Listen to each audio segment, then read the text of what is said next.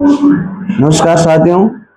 परसों समाचार मिला कि एक रेजिडेंट डॉक्टर ने आत्महत्या कर ली और आत्महत्या केवल इसलिए की कि एक एचओडी द्वारा उन्हें बार बार परेशान किया जा रहा था थीसिस के लिए।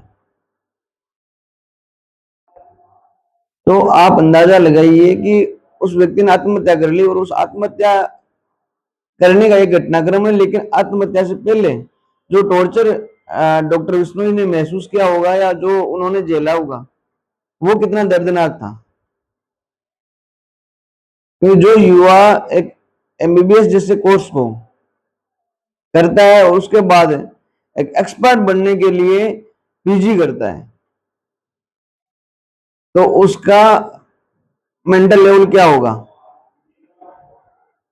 भाई एमबीबीएस करने वाला युवा डल दिमाग का तो हो नहीं सकता, और ऐसे ब्रिलियंट व्यक्तित्व को यदि अपनी जान से जाना पड़े तो मैं ये मानता हूं कि इसमें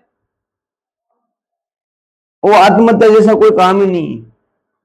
ये केवल और केवल एक हत्या है और प्लान डेथ इसको कहा जा सकता है। दिक्कत यह है कि ग्रामीण पृष्ठभूमि के युवा आज शासन प्रशासन में जाकर बड़े पदों को सुशोभित कर रहे हैं, बिजनेस में बहुत अच्छा कर रहे हैं या खेल में अच्छा बहुत बहुत अच्छा कर रहे हैं, और इन सारी चीजों को कथित उच्च वर्ग के लोग पचा नहीं पा रहे हैं।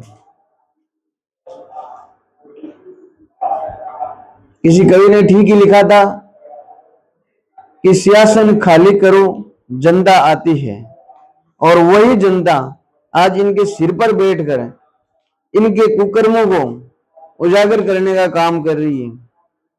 यदि मैं राजनीति की बात करूं तो निर्मल चौधरी, रोहन खत्री जैसे युवा बच्चे बहुत अच्छा कर रहे हैं।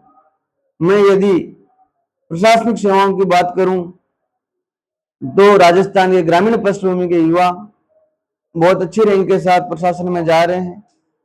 मैं यदि शिक्षा की बात करूं तो गणपत सिंह राजपूत जैसे युवा शिक्षा को एक उचले दर्जे पर ले जाने हेतु मिसाल बनकर काम कर रहे हैं, और उसी कड़ी में डॉक्टर राकेश बिश्नोई कुछ अनुपम और अच्छा करना चाह रहे थे।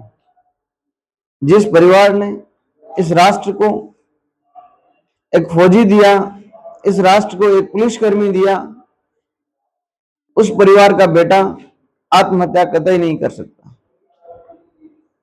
तो मेरी सरकार से और प्रशासन से ये मांग है कि डॉक्टर राकेश बिश्नोई के हत्यारे उस एचओडी राठौड़ को जल्द से जल्द गिरफ्तार करें और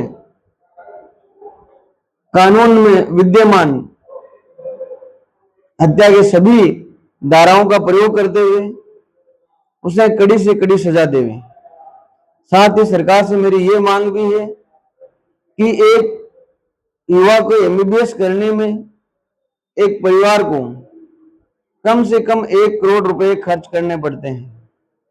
उसकी नीट की तैयारियां, उसकी 5-6 साल की डिग्री, उसके बाद की प्रैक्टिस और पीजी तक का सफर है।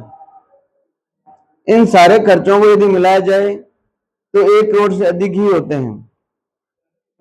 मैं मानता हूं कि डॉक्टर बिश्नोई की क्षतिपूर्ति शासन प्रशासन या हम लोग नहीं कर सकते, लेकिन कम से कम उस परिवार को शासन प्रशासन 2 करोड़ रुपए की आर्थिक क्षतिपूर्ति करे, जिससे कि डॉक्टर बिश्नोई के परिवार और उनकी पत्नी, जिनकी शादी 1.5 वर्ष पूर्व ही हुई है, इनको आर्थिक संबल मिल सके और ये परिवार बिखरने से वंचित हो सके। क्योंकि यदि ये परिवार बिखर गया तो कहीं ना कहीं ग्रामीण पृष्ठभूमि के युवाओं को उनके अभिभावक मुख्य धारा में लाने से परहेज करने लग जाएंगे और ये शासन प्रशासन और हम सभी के लिए शर्म की बात होगी। और यदि शासन प्रशासन इस प्रकार के मुआवजों अथवा हत्यारे को सजा की मांग को स्वीकार नहीं करता है तो प्रदेश का युवा सड़कों पर आंदोलन करने के लिए तैयार है और हमें अपनी मांगे मनवाना अच्छी तरीके से आता है। धन्यवाद।